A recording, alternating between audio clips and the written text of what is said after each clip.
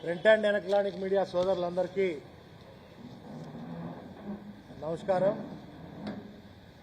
ఈరోజు ప్రధానంగా మేము ముందుకు రావడానికి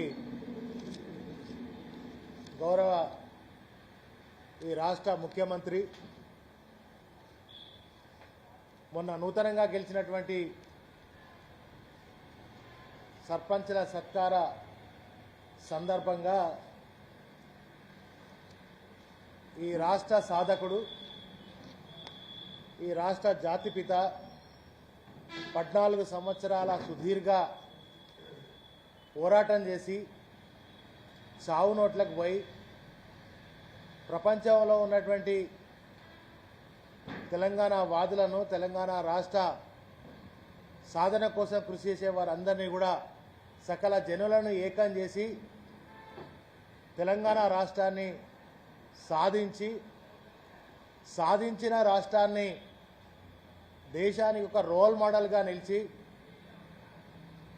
ఈ తెలంగాణ రాష్ట్రం ఎడారిగా ఉన్నటువంటి తెలంగాణని దేశానికి అన్నం పెట్టే స్థాయిలో నిలిపినటువంటి ఒక రైతు బాంధవుడిని, తెలంగాణ రాష్ట్ర జాతిపితని, తెలంగాణ బాపును పట్టుకొని మరి ఒక వీధి రౌడీలాగా, ఒక చిల్లర వాళ్ళలాగా, ఫుట్పాత్ గాళ్ళలాగా తన నోటికి ఇష్టం వచ్చినట్టుగా మాట్లాడడాన్ని నేను తీవ్రంగా ఖండిస్తా ఉన్నా. ఇవాళ రేవంత్ రెడ్డి నిజంగా ఈ రాష్ట్రానికి ముఖ్యమంత్రి అయ్యిండు అంటే దానికి కారణం గౌరవ ఈ రాష్ట్ర తొలి ముఖ్యమంత్రి, రాష్ట్ర సాధకుడు కేసీఆర్ గారి భిక్ష. ఆయననే సాగు నోట్లపై తెలంగాణ రాష్ట్రాన్ని తీసుకురాకపోతే, తెలంగాణనే రాకపోతే ఇవాళ నీ పరిస్థితి ఏముండే ఒక్కసారి గుర్తు చేసుకోవాల్సినటువంటి అవసరం ఉంది రేవంత్ రెడ్డి గారు. అంతేకాకుండా మరి ఇవాళ నీకొక అమ్మ కూడా ఉంటుంది. నువ్వు ఒక అమ్మకే పుట్టినవు. ఆ అమ్మ అంటే ప్రతి అమ్మకి, ప్రతి బిడ్డకి ఒక అమ్మ ఉంటుంది. ఆ అమ్మ అందరూ గౌరవించుకుంటారు. ఆ అమ్మనే దేవుళ్లాగా ఆరాధిస్తారు. అటువంటి నీ భాష, పరుష పదజాలం ఎంత దారుణంగా అంటే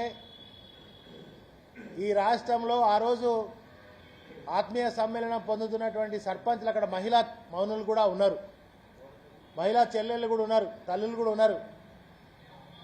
ఆ భాష ఎంత దారుణంగా ఉందంటే ఆ మహిళల ముందట కూడా నీ అవ్వ అని ఈ రాష్ట్ర మాజీ మంత్రిగా పనిచేసినటువంటి ఈ రాష్ట్ర బీఆర్ఎస్ వర్కింగ్ ప్రెసిడెంట్ అయినటువంటి తనను పట్టుకొని మాట్లాడితే తెలంగాణ రాష్ట్రంలో ఎక్కడ పోయినా కూడా పిల్లలు ఆడుతూ మాట్లాడుకుంటూ స్నేహంలో కూడా నీ అవ్వ అనగానే వాని దౌడ దన్మని వలగొడతారు. ఒక్క క్షణం కూడా ఆలోచించరు. ఒక్క క్షణం కూడా ఆ దౌడ బలగొట్టడంలో ఒక్క క్షణం కూడా ఆలోచించరు. అడెంత సూపదైనా కూడా. కానీ ఇవాళ నువ్వు ఎవరి జోలికి వచ్చినావు అనేదాన్ని ఒకసారి ఆలోచన చేయాలి. నువ్వు ఒక ముఖ్యమంత్రివి, ఒక బాధ్యత గల ఈ రాష్ట్రానికి రాజ్యాంగబద్ధంగా ఉన్నటువంటి ఒక గొప్ప పదవిలో ఉన్నటువంటి ముఖ్యమంత్రివి. ఆ పదవికి ఒక కలంకాన్ని తీసుకొచ్చినటువంటి ముఖ్యమంత్రి దేశంలో, ప్రపంచంలో ఎవడు ఉన్నాడంటే అది ఒక రేవంత్ రెడ్డి మాత్రమే. ఏం భాషనే నువ్వు సీఎం వా చిల్లర కానీ అనుకుంటాను. తెలంగాణ కాదు, ప్రపంచవ్యాప్తంగా కూడా. నాకు రాత్రి 11 గంటలకు ఒక ఎన్ఆర్ఐ ఫోన్ చేసిండు. ఏం సార్ అసలు మనం ఎక్కడున్నాం, అసలు మన రాష్ట్రానికి ఒక చిల్లర ముఖ్యమంత్రి దాపురించిండు, దౌర్భాగ్య పరిస్థితి వచ్చిందని చెప్పి ఎన్ఆర్ఐలు, ఈ దేశ ప్రజలు, ఈ రాష్ట్ర ప్రజలు మాట్లాడుకునేటువంటి పరిస్థితి, నీ పరిస్థితి వచ్చింది ముఖ్యమంత్రి. అసలు కేసీఆర్ గారు ఏమన్నారు? నువ్వే బయటకు రమ్మంటావు, మాట్లాడు అంటావు. మళ్ళీ మాట్లాడితే ఇంకొద్ది నీ పరిస్థితి. ఏమన్నాడు ఆయన? అరే నీ డిపిఆర్ 2023లో పెట్టిన డిపిఆర్, పాలమూరు రంగారెడ్డి పథకానికి సంబంధించినటువంటిది డిపిఆర్ తిరిగి వచ్చింది, రిటర్న్ వచ్చింది. మరి రెండేళ్లైనా మేము 90% పూర్తి చేసినటువంటి బీఆర్ఎస్ ప్రభుత్వము కేసీఆర్ గారి పాలనలో 90% పూర్తి చేసినటువంటి ప్రాజెక్టులను వాటి డిపిఆర్ తిరిగి వచ్చింది. ఇది కూడా 2 ఏళ్లుగా నువ్వు ఏం చేయలేకపోయినావు. నీ ప్రాంతమే కదా, నువ్వు నల్లమల్ల బిడ్డ, నువ్వు పాలమూరు బిడ్డ అని చెప్పుకుంటున్నటువంటి నీ ప్రాంతంలో కాస్త 10% పెండింగ్లో ఉన్నటువంటి పనులను పూర్తి చేయలేదు. అది పూర్తి చేయకపోతే నువ్వు ప్రజలకు ఇచ్చినటువంటి 420 హామీలు కనుక పూర్తి కాకపోతే నీ తోలు తీస్తామన్నాడు. తప్పేమన్నాడు? నువ్వు వాస్తవంగా ప్రజలు నీకు 2 ఏళ్ళు అవకాశం ఇచ్చారు. కేసీఆర్ గారు బీఆర్ఎస్ పార్టీగా కూడా మేము హుందాగా నీకు గొప్ప అవకాశం ఇచ్చినాం. ఇస్తే దీనిలో మరి 2 ఏళ్ళుగా నువ్వు సాధించింది ఏంది, నువ్వు చేసింది ఏంది? నీ వెకిలి చేష్టలు, వెకిలి తిట్ల పురాణాలు, బూతులు తప్ప నువ్వు మాట్లాడితే నీ నోటికి మొక్కాలే. అది నోరా మోరే. అసలు ఫినాయిల్తో కడిగినా అది సాఫ్ అయ్యేటట్టు లేదు. అది ఫినాయిల్తో కడిగినా సాఫ్ అయ్యే పరిస్థితి ఆ రేవంత్ రెడ్డి నోరు అంత దారుణంగా ఉంది. కేసీఆర్ గారిని పట్టుకొని, ఒక మహానుభావుడిని, ఒక మహాత్ముని పట్టుకొని నీ ఇష్టం వచ్చినట్టుగా మాట్లాడితే చూస్తూ ఊరుకోరు, తెలంగాణ ప్రజలు ఊరుకోరు, బీఆర్ఎస్ పార్టీ కూడా ఊరుకోదు. నీ చేతగాక, నీ అసమర్థ పాలనతో మరి ఇవన్నీ కూడా చేస్తూ ఇవాళ రాష్ట్రంలో ప్రజాస్వామ్యం నడుస్తలేదు, అప్రజాస్వామ్యం నడుస్తుంది. ఒక రాక్షసుడు ఈ యొక్క రాష్ట్రాన్ని పాలిస్తున్నట్టుగా ఉంది. ఈ చిల్లర చేష్టలతో తెలంగాణ ప్రజలు ఆగమైపోతూ ఉన్నారు నీ వెకిలి వేషాలతో.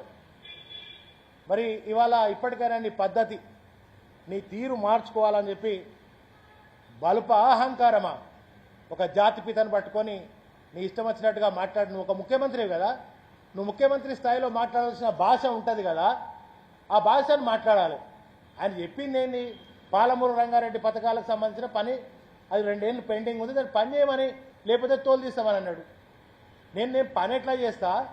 అరే పెద్దలు కేసీఆర్ గారు మంచిగా గుర్తు చేసారు, తప్పకుండా ఈ పని చేద్దాం, మంచి సూచన చేసిండు, తప్పకుండా ఈ పనులన్నీ పూర్తి చేస్తామని నువ్వు చెప్పాలి. ఆ సర్పంచ్ల ఆ సన్మానోత్సవంలో అది పోయి ఉల్టా కేసీఆర్ని తిట్టి, కేటీఆర్ని తిట్టి, హరీష్ రావు గారిని ఆయన పొడుగు గురించి మాట్లాడితే నీ పొడుగు ఎంతనే? మేము కూడా మాట్లాడతాం, మాకు కూడా బాగా, మేము ఊళ్ళలోనే పెరిగినాం, మేము మాట్లాడు మొదలు పెడితే తట్టుకో బిడ్డ అన్నావు కదా. హుస్సేన్ సాగర్లో పోయి బండ కట్టుకొని పడే పరిస్థితి వస్తుంది నీ పరిస్థితి. నువ్వే పడిపోతావు. మేము గిట ఒక బీఆర్ఎస్ కార్యకర్త ఊరు నుంచి గిట మాట్లాడు మొదలు పెడితే నీ పరిస్థితి ఏడికి వస్తుంది అంటే ఆ హుస్సేన్ సాగర్లో బండ కొట్టి చచ్చిపోతావు. అది సావు మాట మాట్లాడతారా ఏమన్నా? నువ్వు ముఖ్యమంత్రివా, ఓ చిల్లర కానివా, ఓ రౌడీవా, వీధి రౌడీవా, ఫుట్పాత్ కానివా? అసలు ప్రజలకు డౌట్ వస్తుంది. ఇది నువ్వు ఏం మాట్లాడుతున్నావు? అసలు సావు మాట్లాడుతారు ఎవరన్నా? మా రామన్న ఎంత అందంగా ఉంటాడా, సూపర్ స్టార్ హీరోలాగా ఉంటాడు. బోడి లింగం, ఇంకో లింగం, ఎప్పుడైనా అద్దంలో ముఖం చూసుకున్నావా అంటాడు. నీ ముఖం చూసుకున్నావు ఎప్పుడన్నా అద్దంలా? రేవంత్ కొండముచ్చు ముఖం నీది. అందరూ అనుకుంటారు ఆ గడ్డానికి, దానికి, అవతారానికి చూస్తే కొండముచ్చులు ఎక్కువన్నది. ఒక హీరో, సూపర్ హీరో లాగా అందంగా ఉన్నటువంటి ఆ ముఖాన్ని నువ్వు అద్దంలో చూసుకున్నావా అని అనొచ్చానే? మాట్లాడొచ్చానే? ఒక సీఎం నువ్వు. మాకు నిజంగా నువ్వు ప్రెస్టేషన్లో మాట్లాడినావచ్చు, మాకు కూడా ఊపిక నశించిపోతాంది. అసలు మాకున్న పెద్ద ఆయన మాకు ఎన్నడూ కూడా తప్పుడుగా మాట్లాడద్దు, దుర్భాషలు ఆడద్దు, మర్యాదగా ఉండాలి, మంచిగా ఉండాలి, సంస్కారంగా ఉండాలి, సంస్కారబద్ధంగా మాట్లాడాలని మాకు నేర్పిండు. కనుకనే ఇప్పటి వరకు చిల్లర మాటలు మాట్లాడకుండా, వెకిలి చేష్టలు చేయకుండా నీ ఎంబడ నువ్వు మాట్లాడిన దానికి 1,00,000 రెట్లు మేము మాట్లాడచ్చు. కానీ ఎందుకు మాట్లాడతలేవు అర్థం చేసుకో. ఇప్పటికైనా నువ్వు ముఖ్యమంత్రివి, ఈ రాష్ట్రానికి ముఖ్యమంత్రి ఏ ఉండాలనో ఐఏఎస్లు కొంతమంది శిక్షణ ఇవ్వాలని ఐఏఎస్లను కోరుతున్నా నేను. ముఖ్యమంత్రికి ఎట్లాంటి భాష ఉండాలి, ఎలా మాట్లాడితే ముఖ్యమంత్రిలాగా మాట్లాడొచ్చని తెలుసుకోవాల్సినటువంటి అవసరం ఉన్నది. నాకొకటే, నేను చూస్తే నాకు ఒక ఇద్దరు యాదికొస్తాను రేవంత్ రెడ్డి గారిని చూస్తే. ద్వాపరంలోనేమో దుర్యోధనుడు, త్రేతాయుగంలోనేమో రావణాసురుడు, మహిళల జోలికి పోయింది. ద్వాపరంలో దుర్యోధనుడు, త్రేతాయుగంలో రావణాసురుడు ఇద్దరు మహిళలు దొరికారు. మా అవ్వ పెద్దమ్మ మా అందరికీ అన్నం పెడితే తెలంగాణలో ఆ ఇంటికాడ అందరం అన్నం తిన్నాం. ఏం రవి పోతే మమ్మల్ని ఈ మధ్య అందరూ చూసుకుంటుంది. ఎవరైనా తినచ్చిర్రా బిడ్డ అని అడిగే ఒక పెద్దమ్మ, ఒక జాతిపిత ఆయన సతీమణిని పట్టుకొని నువ్వు ఇట్లా మాట్లాడినావు కదా, అహంకారం బల్పుతో మాట్లాడినావు కదా, విర్రవీగుతున్నావు కదా, ఆ మహిళా మూర్తులను మాట్లాడిన వాళ్ళ పరిస్థితి ఏమైందో ఇగో నీ పరిస్థితి 29లో 29 జరిగే కురుక్షేత్రంలో బిడ్డ నీ పార్టీ దహనం అయిపోతుంది. కాంగ్రెస్ నాయకులారా మీరు ఒకసారి మీ కాంగ్రెస్ పార్టీని, ఆయన కాంగ్రెస్ పార్టీ కాదు మొన్నటిదాకా, ఆయన ఎన్నెన్ని పార్టీలు తిరిగిండో మనందరం కూడా చూసినాం. సో ఆయన మీ పార్టీని కాంగ్రెస్ పార్టీని ఖతం చేయడానికే వచ్చిండు. ఖచ్చితంగా కేసీఆర్ గారిని సీఎం చేసే బాధ్యత తీసుకున్నాడు ఆయన. కాంగ్రెస్ వాళ్ళకి ఇది అర్థమైతలేదు. ఎందుకంటే ఇట్లా పార్టీని ఖతం చేయాలంటే ఇట్లా మాట్లాడాలి. ఇక మరి ఆయన ఇట్లా మాట్లాడితేనే కాంగ్రెస్ పార్టీ ఖతం అయిపోతుంది. కనుక ఇంకొకటి బాధ అనిపిస్తున్న అంశం ఏంటంటే ఎక్కడైనా అయినా ఈ ప్రెస్ స్టేషన్లో మతిగిట భ్రమించిందా ఏంది అనేది ఒక డౌట్ వస్తుంది. ఒకసారి మా కాంగ్రెస్ నాయకులందరికీ, మహేష్ కుమార్ గౌడ్కి అందరికీ విజ్ఞప్తి చేస్తాను, ఆ మంత్రులను కూడా విజ్ఞప్తి చేస్తాను, ఎందుకైనా మంచిదిగా ఎర్రగడ్డ హాస్పిటల్ ఒకసారి చూపిరా, మీ దండం పెడతా. ఏం భాష, ఏం మాటలు, ఏంటిది ఇది? తెలంగాణ ప్రజలు, తెలంగాణ ప్రాంతాన్ని, తెలంగాణ ఆత్మ గౌరవాన్ని దెబ్బతీసే విధంగా, తెలంగాణ ప్రజల మనోభావాలు దెబ్బతీసే విధంగా రేవంత్ రెడ్డి గారి మాటలు ఉన్నాయి. కనుక మరి కేసీఆర్ గారు ఎవరెస్ట్ శిఖరం అంతా ఎత్తు దాని గురించి మాట్లాడతాను. నాకు రాత్రి చాలా బాధ అనిపించింది. యాక్చువల్గా నిన్ననే ప్రెస్ మీట్ పెడదాం అనుకున్నాం. ఈ ఫోటో చూడురా, ఇది రేవంత్ రెడ్డి గారే, ఇది రేవంత్ రెడ్డి గారే. ఇగో ఇది ఆయన స్థాయి. ఇగో ఇది మన కరీంనగర్కి వచ్చినప్పుడు ఆ తుపాకీ చూసి తెలంగాణ వ్యతిరేకి, తెలంగాణ రాష్ట్రం రావడానికి ఆయన వ్యతిరేకి. ఇది మన కరీంనగర్కి వచ్చినప్పుడు ఆయన చేతిలో తుపాకీ ఉంది చూడురి, ఆయన బద్ద తెలంగాణ వ్యతిరేకి ఆయన. ఇది మన కరీంనగర్కి వచ్చినప్పటి ఫోటో. ఇది రాత్రి బాగా వెతికి మరీ పట్టుకున్నా. ఇక ఇదేమో యనమల రామకృష్ణుడు, ఆయన ఎక్కడున్నాడు, ఆయన పాదాలు ఎక్కడున్నాయి, ఆయన ఏడ కూర్చున్నాడు, ఆయన ఏం చేస్తాడు చూడండి ఒకసారి. ఇక ఇదేమో ఓటుకు నోటు దొంగ. ఈయన చరిత్ర, ఈయన ఓటుకు నోటుకు పోయి ఆ జైలు బాత్రూంలు కడిగినోడు కూడా మా కేసీఆర్ గురించి మాట్లాడచ్చా? నైతిక హక్కు ఉందా ఆయనకు? అసలు మాట్లాడే హక్కు ఉందా? అరే నిన్ను ఎందుకు గెలిపించిరా బాబు? ఇప్పుడు ఇవాళ డిసెంబర్ మాసంలో ఉన్నాం. ఇప్పుడు వేయాల్సిన నీ రైతు భరోసా ఏది? ఇప్పుడు వేయాల్సిన నవంబర్లో వేయాల్సిన రైతు భరోసా గది వేయవయ్యా బాబు. నువ్వు అసెంబ్లీకి రా, చూసుకుందాం, అసెంబ్లీకి వస్తే మాట్లాడదాం అంటాను కదా. ఫస్ట్కి రైతు భరోసా వేయి, ఫస్ట్ ఇస్తాన్న తులం బంగారం ఇయ్యి, ఫస్ట్ ఈ 420 హామీలు నెరవేర్చు. గిందుకు కదా నేను ప్రజలు గెలిపించింది. 2000 పెన్షన్ కాదు 4000 పెన్షన్ ఇస్తానవా, అవు గిందుకు నేను ప్రజలు గెలిపించారు. ఇవాళ అనుకుంటాను మళ్ళా అయ్యో మోసపోయినాము, గోసపడుతున్నాము, మళ్ళా వస్తే దరిద్రం అడ్రస్ లేకుండా చేద్దామని చెప్పి ప్రజలు చూస్తూ ఉన్నారు. ఎప్పుడు మళ్ళీ ఎమ్మెల్యే ఎలక్షన్లు వస్తాయా, సాధారణ ఎన్నికలు ఎప్పుడు వస్తాయి, అప్పుడు పండబెట్టి తొక్కితే పాతాళానికి పంపుదామని ప్రజలు అనుకుంటారు. ఈ పండబెట్టి తొక్కుడు, పేగులు మెడలు వేసుకుండు, తొండలు దొరగొట్టుడు, అరే ఏం లాంగ్వేజ్ బై ఇది? ఇది ఏం భాషనా ఇది? చాలా దరిద్రపు దౌర్భాగ్యపు పాలన, తుపాకీ రావుని పాలన ఇలా తెలంగాణలో నడుస్తూ ఉంది.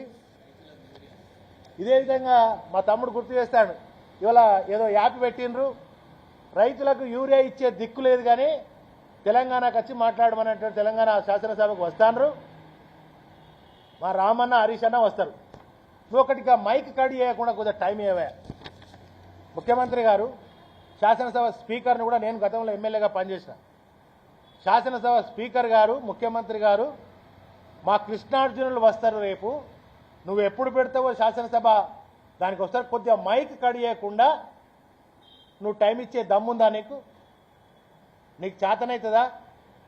ఇవాళ రామన్న మాట అన్న హరీష్ అన్న మైక్ కడి చేసుడేనే. ఈ రామన్న హరీషాలను ఎదుర్కొనే దమ్ము నీకు కానీ నీ మంత్రివర్గానికనే ఉందా అసలు? రాగానే మైక్ కట్ చేసుడు, తప్పించుకొని తిరుగుడు తప్ప నీకు చేతనయ్యేది ఏంటిది? పారిపోవుడు, అబద్ధాలు మాట్లాడు. ఈయన లాగులు అసలు వాస్తవంగా ఈయన ఊకే తొండలు బిండలు అంటాడు కానీ ఈయన లాగులా ఉడుములు దొరకొట్టాలనే ఇక అప్పుడు తెలుస్తుంది కథ. నేను మొన్న సర్పంచ్ ఎన్నికలు అయినాయి. సర్పంచ్ ఎన్నికలు అయితే ఇక ఆంధ్రాకు పోయి ఇప్పుడే మా తమ్ముడు చూపిస్తాడు. ఆంధ్రాకు పోయి యూరియా కొనుకొచ్చుకుంటారు. ఆంధ్రజ్యోతిలో వచ్చేది కనుక ఈ దౌర్భాగ్య పరిస్థితి వచ్చేసింది. నేను ఈ మధ్యలో సర్పంచ్ ఎన్నికలు అయినప్పుడు, వార్డు సభ్యుల ఎన్నికలు అయినప్పుడు అంతకుముందు మా కొంతమందిని అక్కడక్కడ చూస్తాను. వాళ్ళ భాష వేరే ఉండే. వాళ్ళ భాష కొద్దిగా ఆరపోర అనుడు, ఏందే బిందే అనుడు అనేది కొద్దిగా భాష ఉండే. ఆయన వార్డు మెంబర్ కాగానే, సర్పంచ్ కాగానే ఏమైపోయిందంటే ఏం తమ్మి బాగున్నావా, అక్క బాగున్నావా, చెల్ల బాగున్నావా అనే లాంగ్వేజ్ మార్చుకున్నాడు ఆయన. ఎందుకంటే నేను ప్రజాప్రతినిధి అయినా, ఒక వార్డు మెంబర్ని అయినా, నేను సర్పంచ్ని అయినా అని ఆయన లాంగ్వేజ్ మార్చుకున్నాడు.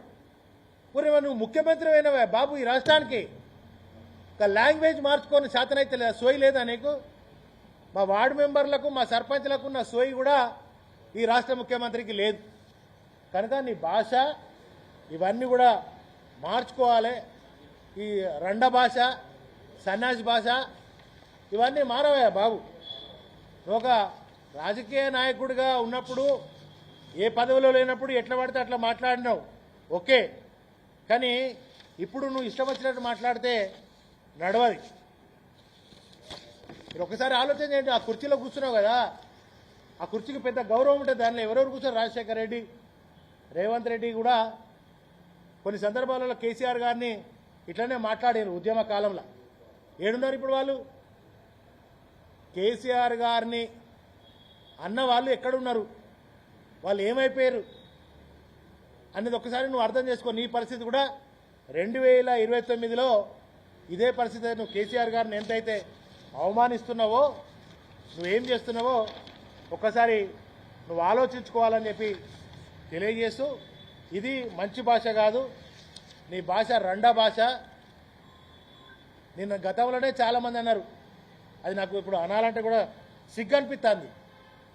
ప్రెస్ ముందటకు వచ్చి మాట్లాడాలంటే కూడా, నీ గురించి మాట్లాడ, నీ పేరు తీయాలంటే మాకు మంచిగా అనిపిస్తలేదు. మొన్న కేసీఆర్ గారు వచ్చి మాట్లాడినప్పుడు నీ పేరు తీయలేదనే ఫ్రస్ట్రేషన్. వాస్తవంగా నీ పేరు ఉచ్చరించి మాట్లాడలేదనే కదా నీ బాధ. ఇదంతా ఇప్పటిదాకా ఈ బాధ గదే కదా. సో ఇవన్నీ విషయాలు కూడా నువ్వు నీ దృష్టి, అభివృద్ధి, తెలంగాణ ప్రజలకు గతంలో ఏం మాట ఇచ్చినావు, తెలంగాణ ప్రజలకు ఏం హామీలు ఇచ్చినావు, ఏం అమలు చేస్తా అని చెప్పినావు, నీ గ్యారంటీ కార్డు ఏమి ఇచ్చినావు, గది నువ్వు ఫస్ట్ అమలు చేయి. ఇక కేసీఆర్ గురించి మాట్లాడు, కేటీఆర్ గురించి మాట్లాడు, హరీష్ రావు గురించి మాట్లాడు. హరీష్ రావు అని ఏంటిది? తెలంగాణ ఉద్యమంలో కేసీఆర్ గారికి కుడిభుజంలాగా పనిచేసి తెలంగాణ అభివృద్ధిలో భాగస్వామి అయినాడు. ఆయన పట్టుకొని నేను విద్యాశాఖ మంత్రి నిన్ననే మా హరీష్ అన్న పోయాడు, ఓ స్కూల్కి పోయాడు. స్కూల్కి పోతే ఉడకని అన్నం ఉన్నది సార్, కోడిగుడ్లు లేవు, పౌష్టికాహారం పెడతలేరు, అన్నం సరిగా పెడతలేరు, పచ్చిపులుసు సరిగా లేదని పెట్టిండు. మరి అటువంటి ఒక హరీష్ అన్న 6 అడుగుల బుల్లెట్, తెలంగాణ సాధకుల్లో ఆయన ఒకడు. అటువంటి ఆయనను పట్టుకొని పొడుగు గురించి మాట్లాడతావా? నువ్వు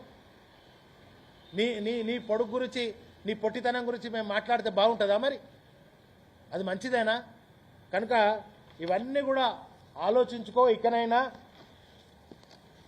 ఇకనైనా నీ నోరు దగ్గర పెట్టుకుంటే ఈ తొండల భాష, ఈ రండల భాష, ఈ భాషనే నువ్వు మర్చిపోయి ఇప్పుడైనా ఇక ముఖ్యమంత్రిగా ఆ ఐఏఎస్లకు కూడా నేను విజ్ఞప్తి చేస్తున్నా, కొద్దిగా మంచి భాష నేర్పియండి.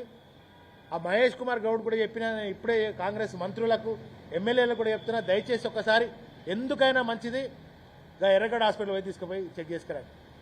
ఇంకోసారి మా కేసీఆర్ గురించి కానీ ఇంకా అవ్వేమన్నదా, పెద్దమ్మ ఏమన్నదా, నువ్వు వెంటనే రేవంత్ రెడ్డి గారు చెంపలేసుకొని మా అమ్మకు, మా జాతిపిత క్షమాపణ చెప్పాలి అని నేను డిమాండ్ చేస్తాను.